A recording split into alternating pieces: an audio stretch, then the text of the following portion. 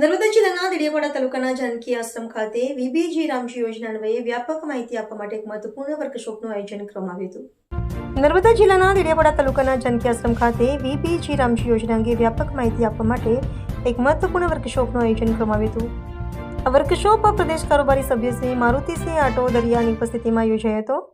કાર્યક્રમમાં નર્મદા લોકસભાના સાંસદ શ્રી મનસુખભાઈ વસાવા, નાંદોદના ધારાસભ્ય ડોક્ટર દર્શનાબેન દેશમુખ, જિલ્લા પંચાયત પ્રમુખ શ્રી ભીમસિંહ તડવી, જિલ્લા ભાજપ પ્રમુખ શ્રી નીલરાવ સહિત મોટી સંખ્યામાં કાર્યકરો, આગેવાનો અને સ્થાનિક નાગરિકો ઉપસ્થિત રહ્યા હતા।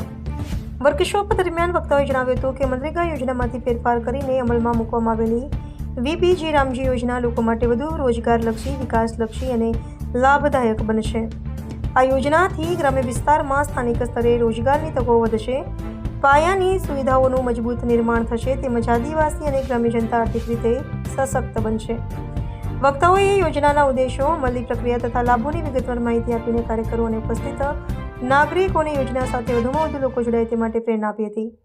કાર્યક્રમના અંતે ઉપસ્થિત મહેમાનોનો આભાર વ્યક્ત કરવામાં આવ્યો હતો અને વર્કશોપને સફળ બનાવવા માટે સહયોગ આપનાર સૌને શુભેચ્છા પાઠવવામાં આવી હતી। ભારતજી રામજી યોજના જે આદરણીય પ્રધાનમંત્રી 2047માં વિકસિત ભારતનું લક્ષ્ય લઈને ચાલી રહ્યા છે, તેને અનુલક્ષીને આ યોજનાને લોકો વચ્ચે મૂકવામાં આવી છે। ભૂતકાળમાં આ યોજનામાં 100 દિવસમાં કામ મળતું હતું, જેને બદલીને પ્રધાનમંત્રી નરેન્દ્રભાઈ મોદી સાહેબે 125 દિવસ કામ મળે। જે કામ કરવા ઈચ્છુક, સશક્ત અને પુખ્ત વયના લોકો હશે, એને કામ કરવું હશે અને જો એને કામ નહીં મળે 15 દિવસમાં, તો સરકારે એને ભઠ્ઠું પણ આપવાની આમાં જોગવાઈ રાખી છે। વળતર જો લેટ મળે કોઈ કારણોસર, તો એનું પણ એમાં વધારો કરીને પૈસા આપવાનું આમાં યોજના કરવામાં આવી છે।